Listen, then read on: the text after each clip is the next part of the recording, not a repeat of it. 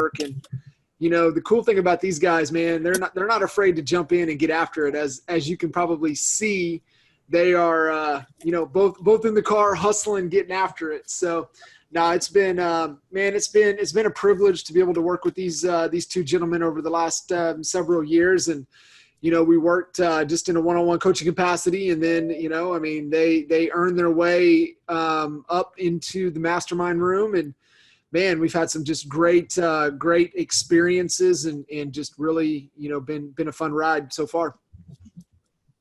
So I know you guys are up in Rochester, Minnesota. I don't know much about the area. So why don't you first just kind of lay the foundation for us? And what kind of market are you in, and what's it like there in Rochester?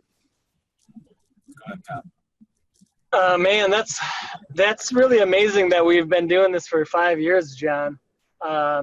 If you would have asked me that, I would have probably said like 2 or 3 years max. Yeah, me too. I had to look to verify. Oh my gosh. I must really be 32 years old. So Rochester, Minnesota is home of the Mayo Clinic. If you ever heard of it, it's always rated number one or two best hospital in the United States or the world. And so the Mayo Clinic employs about 35,000 people. Rochester itself is about 110,000 people. So everybody in Rochester is somehow tied to the Mayo Clinic. Mother Mayo, as we'd like to call it. Our summers are pretty good. Our winters are pretty cold. We had a few clients sell their house this year just because the winters sucked so bad last year. So that actually worked out pretty good. pick up some listings that way. I always think of grumpy old men when I think of their market. That's all I can think of. Right. So that was shot 45 minutes away. Yeah. There you go. So, is now busy time for you, or what's it look like this part of the year for you? Is this busy time of the season? Yeah. So this winter was really a lot of snow, and with that polar vortex and everything that went down, it came right at the beginning and right at a couple weeks into our main spring season. And so kind of shut down the market. The spring market kind of started really slowly. So we're seeing all of that get pushed. It just kind of pushed everything a little bit later this year. So right now we're really busy, and I attribute that to the slow start at the beginning. So typically it's not. What about Dan? I want to get some feedback from Dan here, and interested how long you guys known each other, how you hooked up, being in business together, and what's that like? Dan, maybe you start that off so we can hear a little from you. Sure. Yeah. So my background was I wanted to get into rental properties, and I was kind of trying to slowly get out of. I had basically been in the Army National Guard, and I just been going from deployment to deployment or school to school. And my wife, I came back from a long deployment, and she wanted to settle down and have kids, but she wanted to get out before we did that. So I wanted to get into rental properties initially. So that's kind of backdoored into real estate, because I interviewed a bunch of guys that were in rental properties that were successful. And one of them told me he was a real estate agent, and he said that's how you get access to the MLS, and you get access, and you know what the prices are, and you know what good deals are. So I got my license, started doing that. And I had moved down from St. Paul, the capital, down to Rochester. My wife got a job down here. She's been in school. And I was just sitting around trying to get a job in marketing, because that's what I went to school for. And I couldn't. I just went to interviews, and nobody hired me. And I'm like, well, I might as well do this real estate thing. That was like July, August 2008. And so the market wasn't that hot. Nobody came in. I was at a brokerage that had about 8 people at it, and I saw my broker maybe once a week, and the rest of them I never saw. And then I got a call on a property, and I came in and I did all the old school Mike Ferry stuff. I got Mike Ferry in a box, and the guy called me up, wanted to go look at a property. I pre-qualified him, I said, are you working on real estate? No. Have you been pre-approved? No. I'm like, okay. Are you going to do cash? No. He's like, I'm not sure how I pay for it. I'm like, oh, okay, what's your story? And it's like, I just got done with school, came down to Rochester, and my wife got a job here. I'm like, oh, yeah, that sounds familiar. A lot of people do. He's sitting at a pool. He said he's at the pool at this place that he was at, and he just got done with college and had a job. I'm like, yeah, probably not going to be able to buy this. I think he wanted to buy like a fourplex or a multi-unit or something with no cash. And I felt kind of bad for him. Like, hey, I know some people in town. I'll get your resume out. And I think it was a couple weeks later. It was Kyle Swanson. He walks into the brokerage, and I met him for the first time. And I kept thinking to myself, oh man, I feel horrible. It's like the worst time to be in real estate. That's what everybody tells me. And I bring this young kid in. He's all smiles. And I had this little pocket door office. And I'm like, yeah, you can come back here. I'll show you what I do. And we did the Mike Ferry stuff. And we drank a lot of Monster. And we did a lot of prospecting and previewing properties until we really turned it around. Kyle, he was working on an angle trying to get us to do reloads. And that's how we turned everything around. We got approved for reloads with HUD back, I think 2009, Kyle, 10, right in there. Mm. And, REOs. Man, that's, yeah, sorry, not reload, REO. For HUD, and I think that was really the primary. We got some local stuff, but it was hit or miss. But when we hit the HUD deal, we hit it at the right time. So it was right when they're changing over their stuff at the state. Before it used to be as a listing agent, I think you got like 1%, and then they switched over, so we're getting 3%. But yeah, we hit it at the right time. We were hustling. We were taking as much as we could. We were driving out 45 minutes to an hour to get properties, sell them for like $50,000. Man, we were trying to hotspot off our phone and send in these pictures, and that's how we got everything started. That's how we actually had money. Heck yeah, man. Heck yeah, man. I remember those days, man. You didn't care, man. You go do a cash for keys, you go do a trash out, you go get them pictures, you go do whatever it took, man. You got after it. You just hustled, man. I mean, those are some of the funnest days. I mean, I don't know, maybe because we incorporated beer drinking in with it, but it was good. It was good times, man. We had a great time. But for us, we were looking for deals that we could buy as well, right? So we would get in there and, could we buy it or could we flip it over to an investor? So we played a game with it, man. We got excited about it, and I think that was, man, that was just some good fun times. I'm curious though, Kyle, was Dan in full beard mode when you first met him? Oh no, Dan was clean shaven. He was super military at this point. It was hardcore. Dan's got the best beard game I've ever seen, and he's like it's like a chia pet. He can grow a beard like overnight. It's amazing. I'm jealous. So every time I see him, and I asked him the other day, Jeff, I was like, dude, where's the beard? He's like, man, it's summertime. I can't be messing with my tan. I got to keep it evened out. I was like, oh, got it. Yeah, well, you guys are lucky. I have a little Pacific Islander heritage in me, which means I can't grow a beard, period. Both y'all, Kitchens and Dan, I see your pictures. I'm like, man, when's that fad going to go out? Man? I'm ready for that. It's a lazy fad for me, man. It's just like, I don't want to mess with it. But if y'all want to say a contest and attach it to something, it can be Dan's the November, no shave November for Dan. You're around. Hey, so touch on that a little bit, guys, because for folks listening in that maybe didn't get the opportunity. I don't know if it's an opportunity or didn't get to go through the whole REO swing and how that game was played.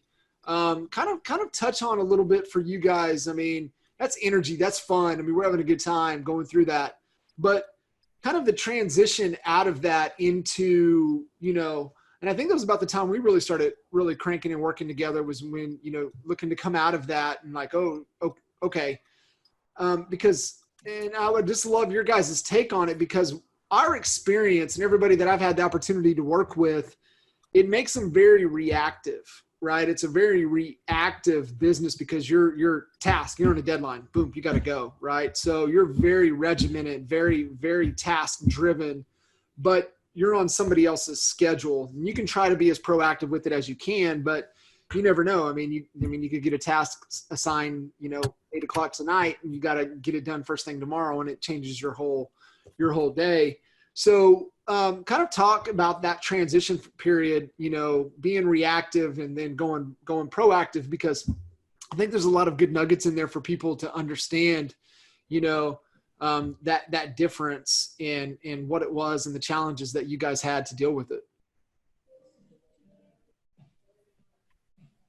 Yeah. So when we were going through it, towards the end there, I'd kind of taken over all the foreclosure stuff, and Dan had kind of taken over all the standard sales stuff because we knew that the end was in sight. And then one day we just got an email that said,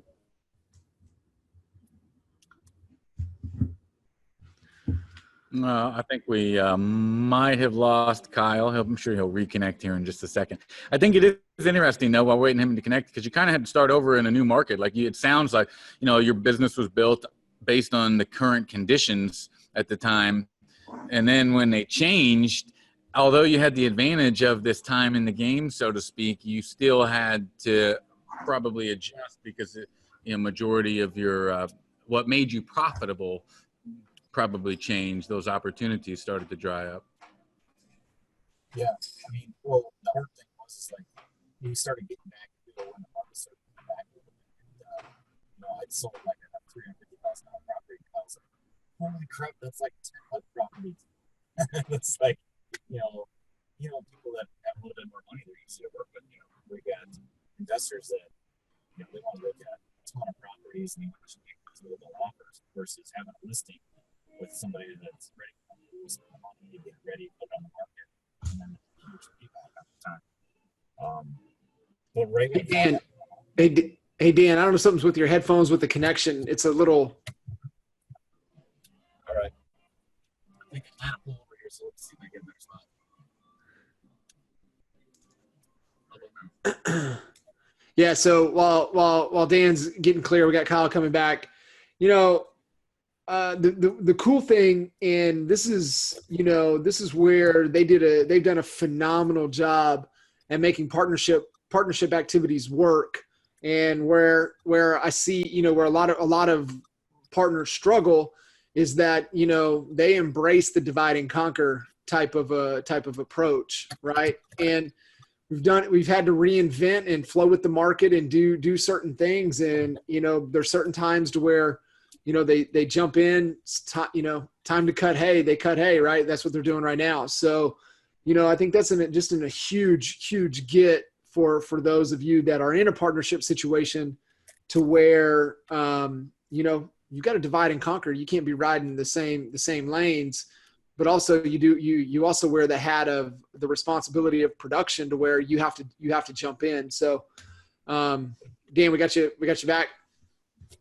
Yeah, I think so. Okay. Okay.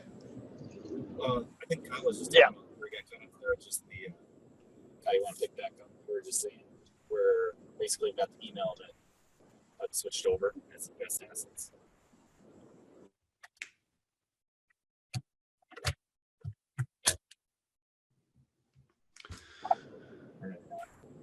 Is he there? yeah, I pulled over and I thought in a spot I had good reception. I thought it would be fine, but I keep dropping off. Can you hear me? Yeah. Yeah, we can hear you now, Kyle. You were saying about the email, I think is where you had gotten disconnected. You received an email. Oh, yes. Yeah, so basically our whole life changed with an email. They're like, you're no longer a listing agent for us. And that was all I was doing. So I was like, okay, well, I knew it was coming at some point, but it was really cold turkey. So thankfully we had built up a little bit of standard sale business. And so we just changed the model. And like John was saying, you know, got very much more proactive with acquiring new business than being reactive with acquiring leads or listings. Hey, that's a huge nugget there. I want you to emphasize that for everybody listening in, and Dan, you can chime in on this as well, because this is a huge get. I want everybody, you know, to really hear what these guys are about to say. Kyle just mentioned he knew it was coming. He knew it was coming. Well, I mean, as we're coming out of the really tough times and the recession, and the listing inventory was kind of slowing down, we knew it was coming. And I can't remember what the year was. Was it, 2014 maybe? 2015? Yeah, right in there. We knew that it was going to be like, we knew that it was going to end that year, but it ended in February when we thought it would end in like October. So that's when we went back to just hardcore hustling, just like when I started. And I asked Dan how you do this, and he handed me the phone book and said, start calling the leads. Get after it. That's kind of what we did. We just started calling the leads again, and at that time it was still the phone book. I can see Dan doing that. He's like, here's your list, start calling. Yeah. Oh, man. I remember when we get down to the end of the day and we run out of stuff, I'd be like, all right, let's start driving around neighborhoods, and we pick up FISBOs. Just drive right up and see their number and take a picture and go to the house, knock on the door. They're home. Otherwise, we call and see what's in. We try to see 2 FISBOs every night before we actually go home. Those are cool. The key, you know, just to close that point that I wanted to emphasize is that we all see symptoms, right? We all see the warning signs coming, and then you know, a lot of people want to push blame when something happens, right? So you can take it back to an ailment that you may have with your body. You may feel the twinges, the tweaks in the knee, and something's not right. It's clicking, it's painful. And then all of a sudden your knee goes and you've got to have knee surgery. Then you get all frustrated and you're like, why am I frustrated? The warning signs were there. I could have done something preventative and took care of it out and got proactive with it instead of just letting it completely go. And so that was the point that I really wanted to hammer home with everybody, is that the warning, if you see the warning signs, you know something's coming. So when something happens, you shouldn't be surprised. I guess, you know, that's really the point that I really wanted to hammer home. And yeah, it caught you off guard. It came a little bit sooner, but you guys knew it was coming. So we were, you know, quick to get on the proactive side and you know, get back after it. So I think that was a fantastic job there. So I have a question. When you guys went out and you were going to do 2 FISBOs a night before you shut, you know, work off, so to speak, did you guys go together, or were you like, all right, I'm gonna hit 2 on, I got some planned out on my route, I got some on my route, or what does that look like? I think most of the time we separated it out, but sometimes we couldn't find them, we'd be together. Yeah, and then if somebody got one, you'd be like, oh, Dan, I just left such and such address, man, I got us one, or something like that. Oh yeah, it was a big thump. Man, I just learned this. They signed the contract. Like, man, the whole 12 hours today was totally worth it. It's one FISBO. Yeah. But man, I bring that up is because, like, you know, that's fun. Like, that makes the part that's unenjoyable about it fun. If I know that I get to call Kyle and be like, man, I got me one. What are you doing, dude? I told you, you know, like, that creates the environment where the stuff that would make most people quit, without that environment, it's that much more tough than it really is. But man, if you've got somebody that you can work with and enjoy working with and tag team and create a game with no pressure, you know what I mean? Like, you create competition without pressure. I think that's cool, and I think that's what you two have. You guys had a great time at Cincinnati at Mastermind, you know, and you guys were just having a good time. And I can see why the dynamic probably works with you two. But so back then, what was the biggest struggle that you guys had? And actually, so you when did you start Realty Edge and really take the reins there? So we started, how we kind of got together was, Dan basically taught me how to call the phone book. And so he was my mentor. And so in 2000, and that was in 2009. In 2010, we started getting a bunch of buyers. And so we started, we were like, hey, let's put our names on more signs. And so we're like, well, let's co-op these listings. And so we can have both of our names on the signs. And so that's what we did. And then we started getting a bunch of buyers. And then we're like, well, let's start sharing these buyers too. So that's what we did then. Then we're like, well, let's just start a team. And so in 2011, we formed Realty Edge LLC. And that's kind of how that came to be. So what was the biggest struggle, if you can think back so far as to, 10 years ago, almost a decade ago, but what were some of the struggles that kept you guys up at night when you went out on your own?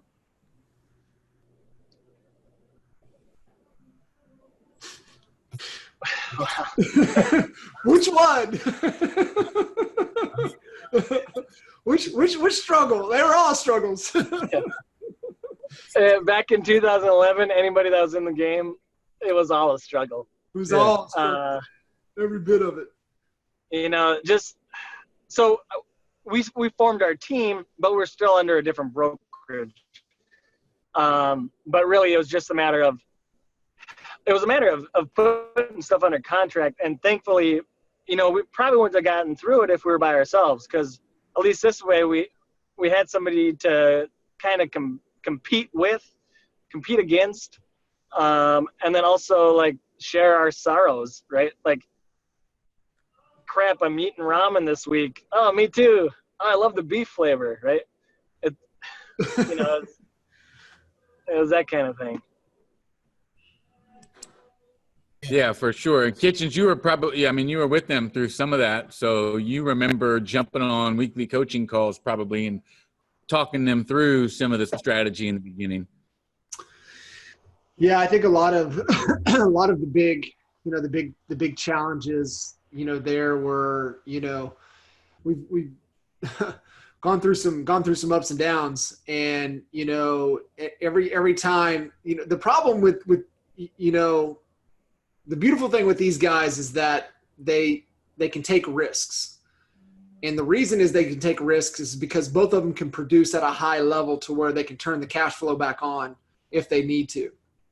And so that gives them such a higher, threshold of pain to be able to go through and do more than most people. They wouldn't be able to withstand it, right? Because, usually in a partner dynamic, you've got one that's strong at production and one that's not.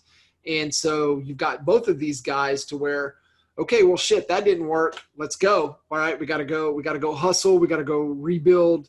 And then, okay, let's be a little more strategic. That hot stove, that hurt, right? So let's change that up. And okay, let's go do this. So they, that's what's been amazing. So their threshold of pain and being willing to try and do all kinds of different things and iterate faster has they've been able to push it where most people can't, because that there's two of them. They can still divide and conquer, but man, they can both get after it. And so that's why it's always been fun and exciting to, hey, let's push it a little bit, right? Let's be a little conservative here, but let's gamble a little bit over here. Now, we can talk through a couple ups and downs. I mean, that's on them. I'll let them kind of dive into that from their perspective. I think the key thing here is that Dan and I trust each other 100%. If we didn't trust each other so much, we would probably be a lot more hesitant to do stupid stuff all the time. And it's stupid looking back, but when you do it, it seems genius. If it would have paid off, anything that we spent a lot of money on that didn't pay off would have worked. Yeah, but Jeff, our whole thing comes down to the trust. It's a blind. I mean, it's just like a 100% blind trust. It's like, Cool. I got you. Go get it. Right. Oh, hey, you pulled that trigger. Cool. I like it. Great job. Like it's, man, it's something pretty special. And I think that's a key, another nugget and lesson for everybody listening in to take away. If you are looking at a partnership and if you don't have 100% absolute blind trust, like with everything with your partner, don't get in that partnership. Don't do it. These guys are the prime example of why it works, is because of exactly what Kyle shared right there. I mean, that's like, if you guys take anything away from this episode and this spotlight, if you're in a partnership dynamic and like, if you have like 1 ounce of hesitation of that you don't trust that person, then don't do it. These guys don't. I mean, it ain't smoke and mirrors. I mean, Jeff, you got to hang around with them a little bit. I've had the opportunity to hang out with them a lot, and it is like, they're just like, it's awesome. It's so genuine, and it's really, really cool to see. So that's, Kyle, thank you for sharing that, man. That's really powerful. That's the truth. So let's segue into, Oh, we'll segue Jeff when he segues back in with us. So cool. So, Dan, I mean, you got a ton to add here, and man, just kind of share kind of your perspective through those trial and tribulations and kind of the ups and downs, right? Because we've tried everything, man. We've gone through complete team model. I mean, you've ran ISAs, we've really tapped in to try to tap into everything as much as we can. And when Jeff comes back in, I know he wants to get into kind of some of the marketing side of things and things that are, now that people can apply, but just kind of your perspective, lessons learned, key takeaways for everybody listening in as kind of, when you're starting to nurture and grow a relationship and grow the business that were really, profound for you over the years.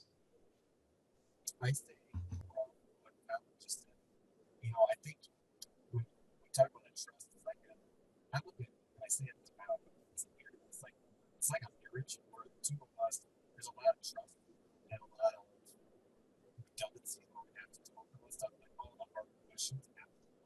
There's no hiding part of the business because it's like, hey, Dan, hold up. Kyle, can you hear Dan, or is it kind of muffled because of the headset? yeah, I can't hear him. Hey, just kill the headset. See if that's better.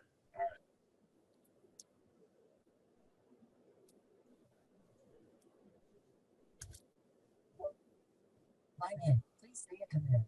Bluetooth audio. Get him set up here. How about now? Yeah, now we can hear you. Okay, so going on what you said, it's kind of like a marriage, and it's just like we always have to talk about the hard stuff, what's happening this week. Like, try this, like we got to just keep bringing it out all the time. Can't be. Nope.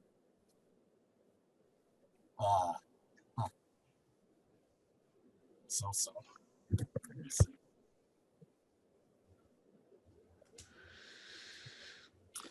Man, let's how about now?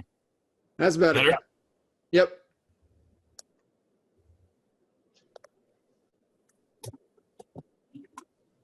Can you guys hear me now? Yeah, buddy. I don't know. How do I look? Can you hear me? Yeah. Must have been all those extra flying push-ups this morning in the accountability group. Must have wore it out. Yeah. All right. Well, anyway, I was trying to say is it's kind of like a marriage. And so we got to talk about everything, get everything out there. The hard questions you can't let lie under the rug. Like my mom used to say, you can't go to bed without talking about it, get it off your plate. And I think the good thing that happened about all that is we always were talking about that stuff and we continue to do it. But I think when we started talking to you, John, about core capital, we started talking about that. We went from, kind of flying by the seat of our pants as soon as we had money. We're like, oh, let's try out this shiny new thing and see if it works. And then until we started really factoring that core capital so we could work, pay ourselves, pay all the bills, get all that stuff squared away first, and then build up the core capital to then have basically that spending cash. Until we really did that, it seemed like it was a lot more month to month. And that was hard. If it was a good month, it was great. Yeah, explain for people listening in that might not be crystal clear. When you say core capital, what does that mean? Oh, like an emergency fund or having the funds to do what we want on the marketing side or advertising side of things. So it was coming up with, man, what book is that the little accountant dude came up with? Yeah, Greg Crabtree, Simple Straight Crabtree. Talk. Yeah, simple numbers, straight talk, big profits. And so core capital is 2 months of cash in your operating account for what it costs you to operate your business, including paying yourself a market-based wage. And hey, these guys follow it. I mean, another key takeaway for you guys on this call is that, I mean, they pay themselves, right? Pay up, sucker. Pay themselves first. They do, man. They pay themselves. They pay themselves, a good salary, and it's just part of the financial model, part of their targets, and so they focus on getting to core capital. And when they hit a bump in the road and they fall below it, then they jump back in and let's build the cash reserves back up, and then let's take the next stab at the at the pinata, man, what we're after, man, keeping our eye on the prize and really getting after it. So I just want to give some context to core capital. So please keep talking through that. Yeah, I think that was kind of one of the nuggets that we took away that reduced a lot of our stress when we're like, hey, we want to try this new. Well, we're down on core capital. We're not going to do it yet. We're going to make a budget for it and then spend it. Because that was the thing before. We try something and we had enough money for a month. And then it's really hard to track if it's going to work or not. So we started looking at things a lot more strategically based on that, saving the money before we did it. Yeah. And then if it didn't work out, great. But at least we had the reserves to make sure that we could get through it. Yeah, fantastic. And another, I mean, they were really disciplined to that, where a lot of people aren't. And, I mean, even on your guys' pay, I mean, it wasn't, we didn't start out where you guys are paying yourselves today. We worked up to it. And I think that's another key lesson is that, you know where you need to get to, and you just work your way up there together to get it. And it's been, just really textbook. And so just a really, really good job with that. Man, I got disconnected there. My computer just completely shut down. So switched over to the other computer that we all have, which is our phone. Hey, we kept rocking it for you, and we talked. We got Dan. We got Dan's voice loud, so we're good here. Oh, that's good, man. That's good. I was hogging up the bandwidth there. We got full bandwidth now.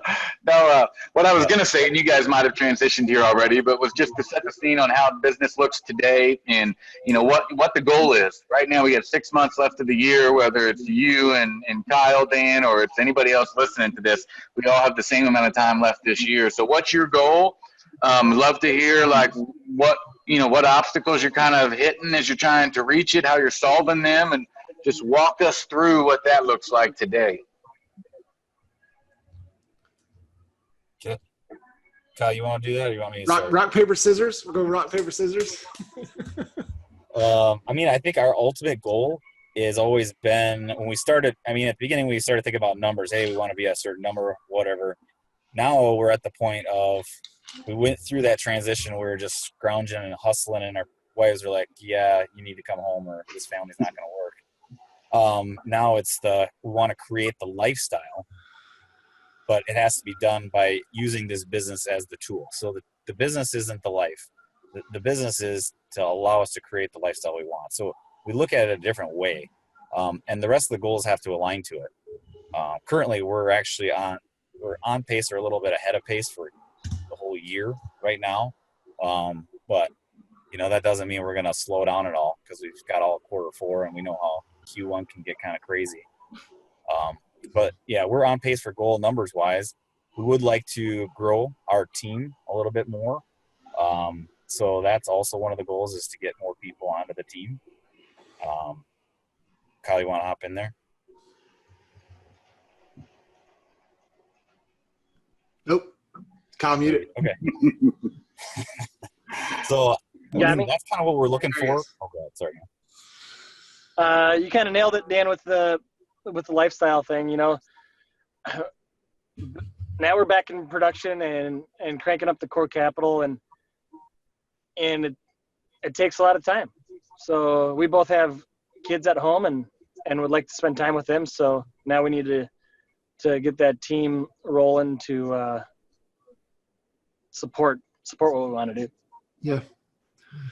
Yeah. I mean, it's really figuring it out, right? You know, I mean, I think the key thing that, you know, and just giving my perspective, you know, over the last, you know, 12, 18, 24 months is to be, you know, really crystal clear on what the goal is. And right. And you've heard, you know, the guys right there just kind of crystallized what the goal is for them right now. But then it's okay, what does the team have to look like to support to hit that goal?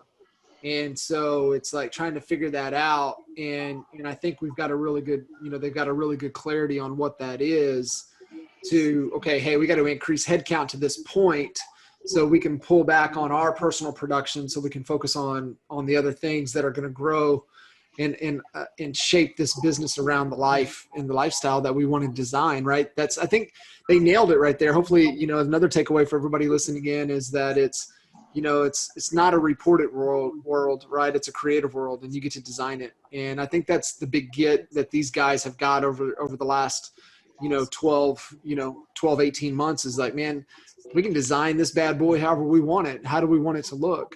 And now I think it's, you know, they've got clarity on it. Now it's just a matter of time before it happens. It's just all about the execution. So, what are, you know, what, let's break it down and get to the kind of the tools that you're using on a day-to-day basis. Everybody's always interested in hearing a little bit about this. So I'm just going to fire off some questions, guys, and you guys kind of lightning round your responses, if you will. But what CRM are you guys using? Conversion. Perfect. Conversion Plus. Okay, which means that you've added it on, so both of you all have your own username and login, and you kind of you have the team version, so to speak, where you can have multiple people working in it. Yep. We've been using it for about 7 years. Yeah. So even prior. Okay, so you've been using it a while. Day ones. Yeah. All your follow-up campaigns, all those kind of things, you're running out of Conversion? Correct. Yes. What would you, as far as lead pillars go, what categories, what sources are providing the most opportunity these days? By far, past clients and past client referrals. So 70-80% of our business comes from those two. So, and then third would be Zillow, fourth would be Realtor.com leads. But we spend so much money on marketing. This year, we decided to focus just on, or primarily on past clients and referrals. So we're trying to do one get together every quarter.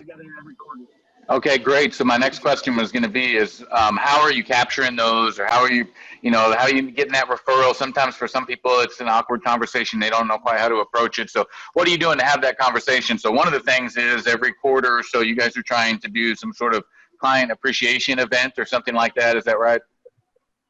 Exactly. And even if the people, we usually get like between 30 and 60 people, right? And we send it out to 400 people, right? The invitation. But we get a lot of feedback saying, hey, sorry, I can't make it, but thanks for the invite. I'll keep you in mind, right?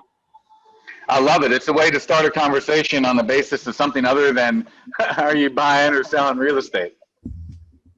Exactly. Yeah, we just bank on that law of reciprocity, and it's working out. So I love that. And so that's the big takeaway there. I mean, shoot, sometimes you got a whole lot more in your sphere when you're looking at the names in your database than you do other categories. And so if you forget about that, there could be a lot more opportunity there. And I imagine you guys probably, and don't just say yes because I'm saying so, but do you guys still include the FSBOs and the expireds and stuff like that into your workflow, and the opportunities come out of those categories still? Yeah, FSBOs, they're still there. Expireds, not so much. I think we're going on like the second year. We haven't had an expired. It's short of it going into like foreclosure. They're selling. They're all selling. So that's super interesting. So you can't rely on those categories. It's a great example for people that are in such a tight market where, man, there's just no expireds, man. There's no expireds. Like we kitchens, I know you hear that.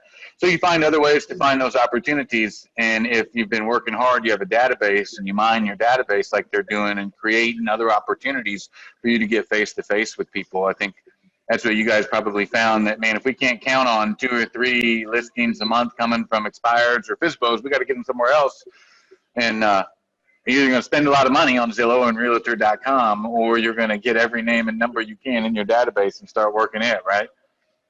Right. Yeah, we do both. Yeah. All of the above.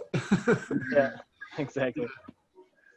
Yeah. So, so what are you most excited about? You know, we got 6 months left in the year.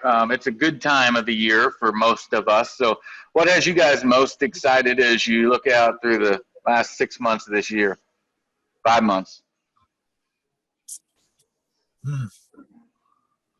For me, it's really the exciting part, I think, is our mental commitment to growing the team.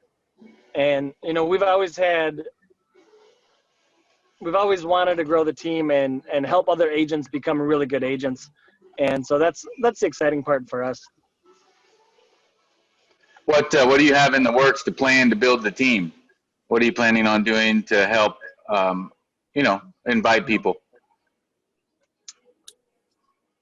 Well, right now, Really- that's kind of where we're at. Right, yeah, sorry. You know, we have really good relationships with you know, just about all the agents in our area. And so for that matter, it comes in just to have those conversations with the people that we would like to work with. Mm-hmm. Yeah. So Kyle can give a little context to this. He just he's former president. He can kind of talk about that, right? So were you one of the youngest presidents? You had to be. I would imagine. I don't know. Yeah. So I'm the president of our local association. So there's 1,050 members in our association. So I know the vast majority of the agents. Great relationships. They're well respected in their local area. I think that's a huge takeaway for a lot of folks. Man, you know, this is a relationship game, and you know, we failed. We did really well at building relationships with other business leaders in the community. We didn't do such a good job at building relationships with other agents in the community. In fact, we intentionally tried to piss them off, which is probably not the best of strategies.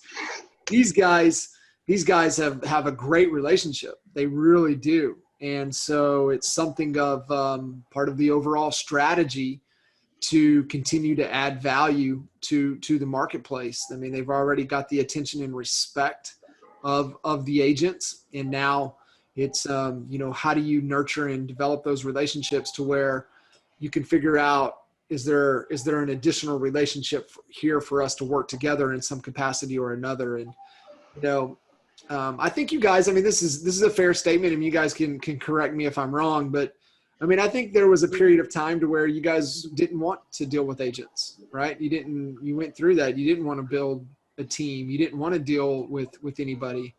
And I think it's human nature. I mean, we've gone through the whole same cycle, right? You know, gone through it, didn't want to have agents, gone through it to where I wanted to have 500 agents, right? And so I think it's just a cycle that you go through, and we lost, you know. Hey, Dan, kind of speak to that a little bit. I think, I mean, is that kind of true? You know, the kind of a bit of the roller coaster that we kind of been on.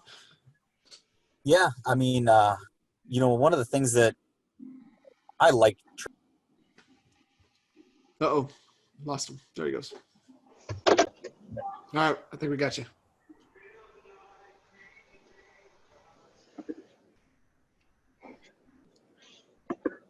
We're good. Our adapting and go with the flow points are going so high right now. Oh man, we're resourceful. so fun when it works.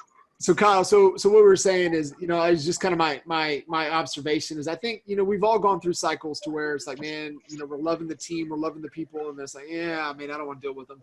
And then, but I think you guys are back to that place, right? I think you guys went through that transition to where you didn't want to deal with them, but I think you guys are coming back around to where, man, I really want to build this team. I really want to, add value to people's lives and have them come on board and really take advantage of what it is that we do and we have to offer. Yeah, sorry about that.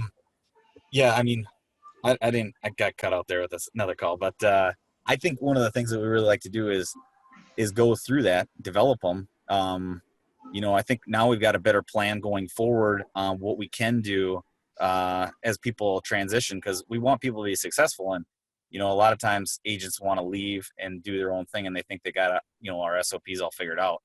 And so that was one of the things we worked on a lot with just trying to figure out a good core fit, right people on the team, but also, how do we make sure, not by babying them and just doing whatever they want, but to basically continuously develop them and make them grow and find out for sure what their real goal is, and see if we can help them. And obviously, if they got to go somewhere else, that's the only way it works. That's one thing. But I think on our part, we found some small things. All we had to do is tweak.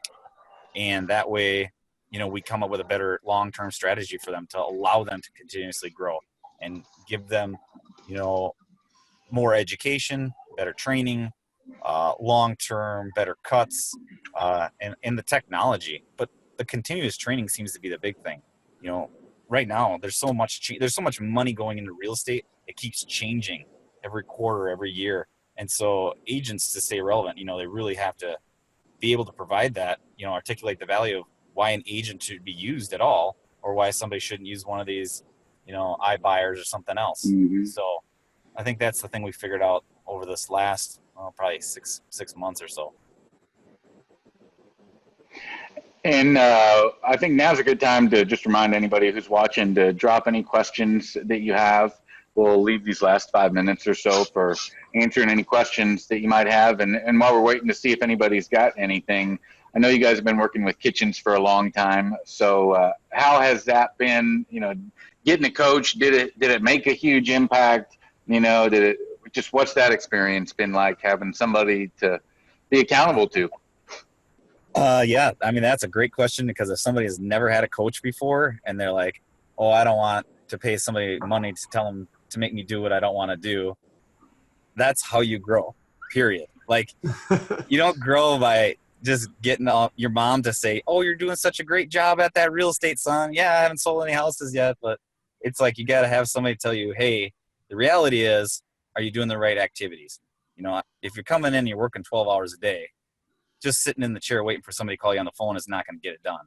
Like, what are you doing? How are you spending your time? And then having that accountability check-in. But then the guidance too on, like, hey man, it's not, 1994. We don't door knock in, this market. Like, people are online looking. So you can do it, but is it really the best? Don't tell me you worked all day because it was 12 hours door knocking. Like, I mean, it is work, but is it really the dollar productive activity?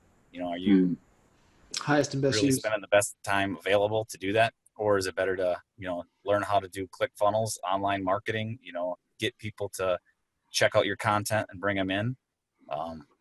So I think that was the biggest key for us, is like, as much as it sounded like it wasn't going to be fun to have someone tell us what to do and then pay them to tell us what to do, it's worth every dollar, because I don't know how else you do it. I mean, that's why everybody's got coaches that's really productive in any sport or activity. You just need to have it. You need to have somebody else that's not on your team, have a fresh set of eyes to open it up and look at all the numbers and what are you doing, and this is what you did last year. Are you putting the right information in? Did you just skip out the last 2 weeks and not put any data in? Because you can do that. This is kind of business where it's like you can sleep in.